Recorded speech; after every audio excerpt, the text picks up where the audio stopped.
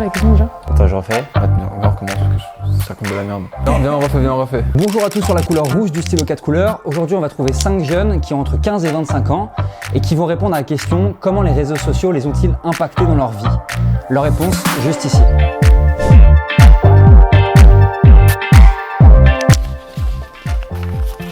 J'ai déjà galéré. Clairement, je suis obligée de copier pour voir comment on fait. Ça va tenir si je le mets comme ça? J'ai oublié mon pli. J'écris mon prénom.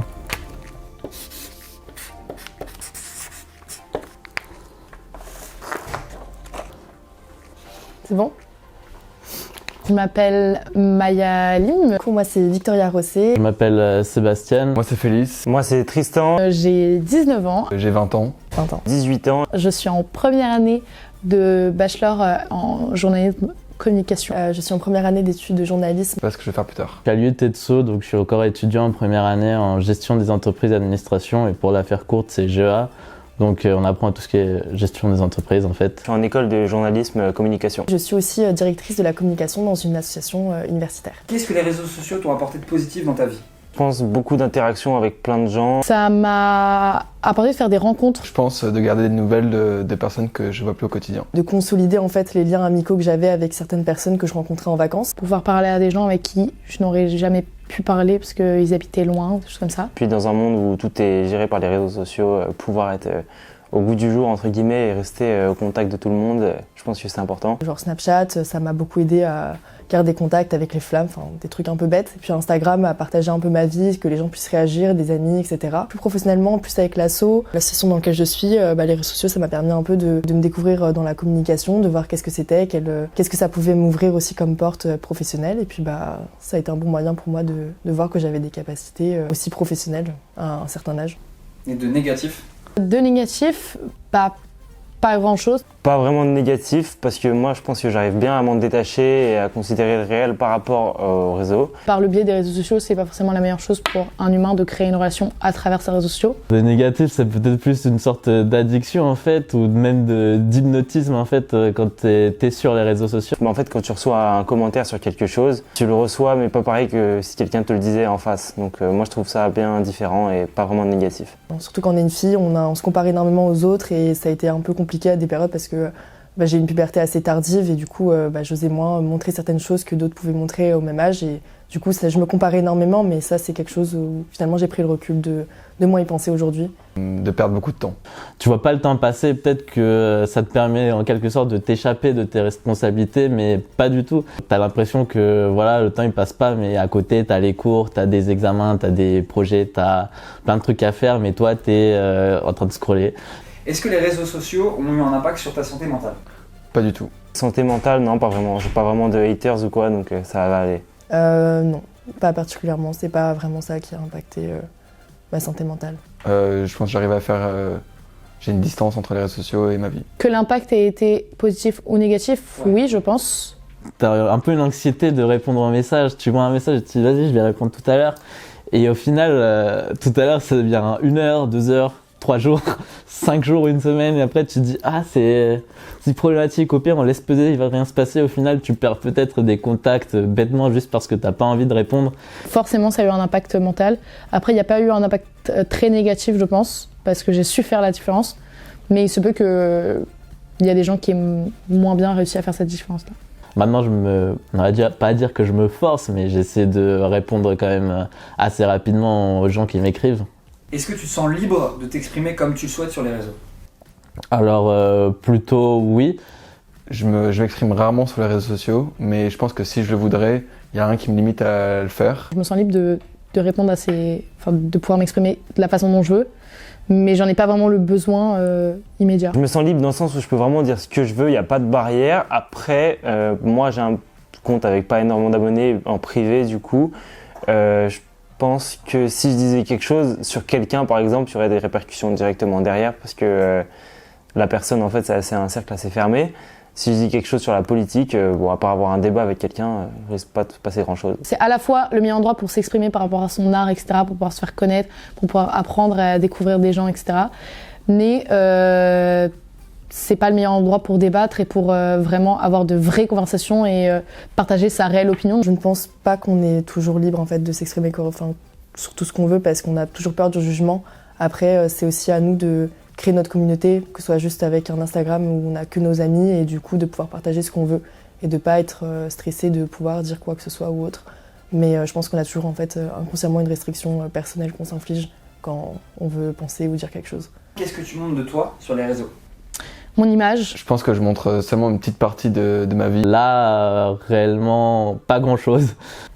on ne va pas débattre et propager toutes nos opinions, etc. Donc c'est vraiment l'image première que les gens vont avoir de toi, un peu comme lorsqu'ils vont te croiser dans la rue et qu'ils ne vont pas forcément t'adresser la parole, mais ils te voient toi, ton visage, les gens qui vont t'entourer souvent parce que tu as posté des photos de tes amis, de tes animaux, de ta famille. Vraiment, je suis pas très active en termes de poster des trucs, de mettre du contenu, d'interagir, de faire des questionnaires, tout ça. Je suis vraiment pas active là-dessus.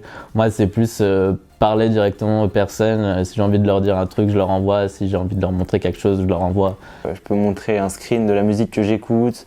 Je peux reposter un joueur de foot après un match. Des sorties, ça peut être des photos de moi que j'apprécie poster pour mon plaisir et pour un peu faire mon côté narcissique comme tout le monde. Puis sinon des voyages, en fait, je partage en fait ma vie, mais que les bons côtés finalement. C'est seulement du positif et seulement, entre guillemets, ce qu'on partage sur les réseaux sociaux, ce que tout le monde partage. Et qu'est-ce que tu décides de ne pas montrer ? Qu'est-ce que je ne montre pas Les moments où je me sens mal. C'est des choses qui vont pas être intéressantes pour tout le monde. Les trucs banals du quotidien, quand je suis à l'école, quand je suis dans les transports ou quand je fais la cuisine, tout ça, je partage pas parce qu'il n'y a aucun intérêt à le partager. La plupart des choses, en fait, on décide forcément de ce qu'on veut montrer. C'est vraiment quand je me sens mal ou que je suis dans un endroit qui me plaît pas, je vais pas forcément montrer. Je montre ce que je trouve beau en fait. C'est un peu superficiel. Je montre pas énormément mon visage en story par exemple. Donc j'ai quelques posts mais c'est assez rare. C'est plutôt mes moments peut-être plus personnels avec des potes, sauf si c'est vraiment quelque chose de festif évidemment, mais vraiment quand c'est avec un ou deux potes, on passe un bon moment, tu vois, je vais pas m'amuser à poster la gueule de mon pote sur les réseaux sociaux comme faut en règle générale les gens, pour globaliser un peu. Hein. Je vais essayer de montrer juste le meilleur et ce qui me fait le plus plaisir et pouvoir propager genre ce que moi j'aime et le montrer aux gens pour partager, mais je montrerai pas les côtés négatifs. Est-ce que tu as l'impression de montrer une image sincère de toi à travers les réseaux sociaux ? Sincère, Je pense que oui, c'est sincère parce que je n'ai jamais faké ce que je montre. c'est-à-dire que c'est que mon image physique. Donc finalement, oui, vu que c'est n'est que mon image physique. J'ai pas vraiment l'impression de montrer une image sincère de moi dans le sens où, comme je l'ai dit, je vais montrer surtout les parties positives, des choses que j'ai envie de montrer. Je vais pas montrer vraiment ma vie. Après, c'est plutôt sincère parce que je suis en général pas quelqu'un de négatif, mais je vais plutôt montrer cette image un peu idéalisée. Il manque quand même une énorme partie, je pense que les gens en ont conscience, et moi j'en ai conscience en le postant, que ça ne va pas seulement me représenter. Non, je pense je suis pas sincère sur les réseaux sociaux. Si quelqu'un me rencontre via les réseaux sociaux, ne va rien connaître de moi. Au final, il va voir une image et c'est cette image que j'aime bien donner de moi. Après, c'est pour ça que sur mon Instagram, par exemple, c'est là où je poste le plus de choses. Je poste au vu de mes amis qui sont des gens aussi qui me connaissent à l'intérieur et comment je suis au quotidien. Est-ce que le nombre d'abonnés d'un ami ou d'une camarade, ça influence la manière dont tu l'aperçois ? Pas du tout. Le nombre d'abonnés, non. Non, pas du tout. C'est vraiment un truc qui me passe par-dessus. Enfin, j'aimerais répondre que vraiment pas du tout, mais c'est vrai qu'au premier abord, quand tu le vois, tu le sais si la personne est présente ou pas sur les réseaux sociaux. Nombre d'abonnés peut-être pas, mais juste le contenu de son compte, du moins. Si tu prends un compte pro, par exemple, tu vas vouloir te fier à quelque chose et si le compte il a plus d'abonnés, tu vas forcément avoir un intérêt différent par rapport à ce compte. Est-ce que tu te sens obligé de poster sur les réseaux sociaux ? Si oui, pourquoi ? Non, je me sens jamais obligé, mais après, des fois, il y a des moments où c'est des réflexes. Alors, via mon asso, oui, je me sens obligée de poster parce que sinon l'asso ne survit pas. Je suis pas obligé de poster, mais ça montre toujours un petit peu mes goûts. Puis les gens ils peuvent apprendre à me connaître comme ça un petit peu. Non, pas du tout. Je pose vraiment pas du tout depuis genre peut-être 3 ans même. Je me dis plus souvent, faut que je fasse une photo, que faut que je poste, mais évidemment, il y a des choses que par réflexe, on va prendre en photo et qu'après peut-être par la suite partager. Je pense pas que je suis obligé de poster. Après, moi, j'aime bien faire des stories un peu régulières. C'est pas vraiment ce que je fais dans la vie. C'est vraiment, comme je l'ai dit, reposter des publications de personnalités ou montrer des screens de musique. Maintenant, non, je pense, mais il y a des fois où...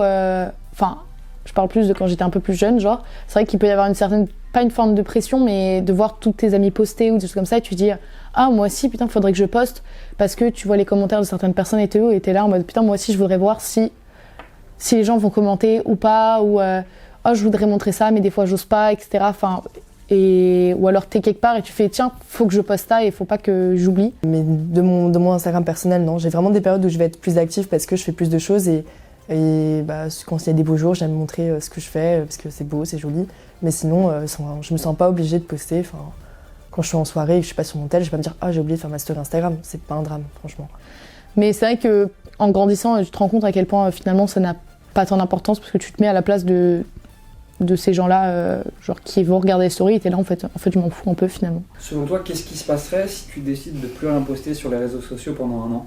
Je pense qu'il se passerait rien de particulier. En fait, j'aimerais bien dire que les gens remarqueraient, mais en fait je pense pas. Je pense qu'il se passerait rien, à part le fait que certaines personnes que je pas depuis des années oublieraient mon existence. Alors c'est pas une question que je me pose du coup, c'est quelque chose que je fais, ça m'impacte pas vraiment en fait, vraiment par rapport à mes potes, ça reste toujours les mêmes. En soi, c'est pas très grave. Je pense que des stories comme moi, il y en a des milliers. Une fois que tu le postes, bah t'as posté et les gens le remarquent. Et si tu postes pas, bah tu postes pas, donc finalement personne va te remarquer. Ça n'enlèverait pas le fait que j'ai des amis et que je peux parler avec eux en dehors ou même tchatcher avec eux, etc. Après, ce serait juste plus ma vie, il y aurait peut-être moins de gens qui réagiraient et qui essaieraient de savoir ce que je fais ou quand je le fais, mais ce serait pas un drame, vraiment. Comment tu décrirais le fait de grandir avec les réseaux sociaux à quelqu'un de plus âgé qui n'a pas forcément grandi avec? C'est très différent. Je pense que même nous, on peut pas imaginer le fait d'avoir grandi sans les réseaux sociaux tellement ils sont présents dans notre vie actuellement. Je pense plus aux générations futures où il faut leur faire attention parce que nous, on a eu la chance du coup d'avoir des parents qui n'ont pas grandi avec ça et qui du coup savaient faire la différence qui étaient vraiment très prudents et ils nous apprenaient du coup cette prudence face aux réseaux sociaux. Donc moi, je sais que j'ai eu un certain recul quand même en me disant, oula, c'est vrai que n'oublions pas que c'est pas la vraie vie. Je dirais que ça a vraiment des côtés très positifs parce que les réseaux sociaux nous ouvrent un peu l'esprit sur certaines choses. On a énormément d'actualité via les réseaux sociaux aujourd'hui, donc ça nous permet d'avoir une ouverture d'esprit, mais il y a aussi le risque de plonger certaines personnes dans la paranoïa via le complotisme ou ce genre de choses. Et je pense qu'il y en a qui sont contents d'avoir grandi sans parce qu'ils se sentent préservés de ça. Et d'autres qui, dans le fond, nous disent bah ça vous a apporté un moyen de vous exprimer aussi. Tout ce qu'on va faire au quotidien, je pense que les gens le font moins pour eux, mais ils le font plus, beaucoup plus, ils vont beaucoup plus penser à le montrer aux autres.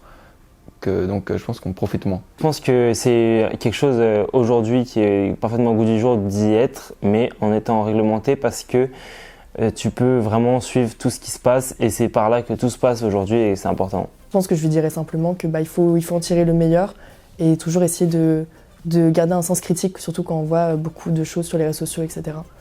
Après, il faut faire attention, il ne faut pas tomber dans l'excès ni dans l'addiction à ça. Donc c'est vraiment quelque chose à faire attention, je pense, de ce point de vue-là, et d'essayer de ne pas trop tomber dans l'excès, dans le fait de se faire hypnotiser en fait, par le scrolling, vu que c'est assez amusant. Pour finir, si tu pouvais donner un conseil à une jeune fille ou un garçon qui installe tout juste les réseaux sociaux, tu lui dirais quoi? Savoir faire la différence entre les réseaux sociaux et la vie réelle. Je dirais de faire attention à pas trop y aller parce que les réseaux sociaux ils sont construits pour nous rendre addicts et de rester le plus longtemps possible dessus. Et donc se protéger Enfin moi je posterai le moins possible et j'irai le moins possible dessus. Ça serait tout d'abord de prendre une distance, vraiment une grande distance par rapport à ça. Commencer par avoir un compte privé où tu n'as que tes amis les plus proches. De se créer en fait sa bulle sur ces réseaux sociaux, de rester en privé parce que c'est... Ça, on n'y pense pas souvent, mais c'est vrai que laisser un compte Instagram en public, ça laisse l'opportunité à des gens en fait, d'avoir accès à nos photos, à nos données personnelles, déjà que le réseau social en lui-même a nos données personnelles. Les réseaux sociaux, en plus, ça reste, ton image, elle reste dans Internet et elle va rester pour toute ta vie, tout ce que tu vas poster, etc. Ça sert à rien d'être trop prudent non plus parce que finalement, c'est l'évolution, la nouvelle évolution, etc. Enfin, toutes les nouvelles technologies, etc. Se laisser libre de s'exprimer et de ne pas avoir de gêne, de ne pas se sentir dans le jugement, de ne pas se comparer aux autres, mais tout en restant en fait dans sa propre pudeur. Je pense qu'il faut avoir une limite avec un peu tout ce qu'on peut montrer. On ne peut pas tout montrer sur les réseaux sociaux. Merci à tous d'avoir regardé la vidéo. J'espère que ça vous aura plu. Merci aux 5 jeunes qui sont passés devant la caméra. Et sur ce, on se retrouve pour le prochain épisode très bientôt.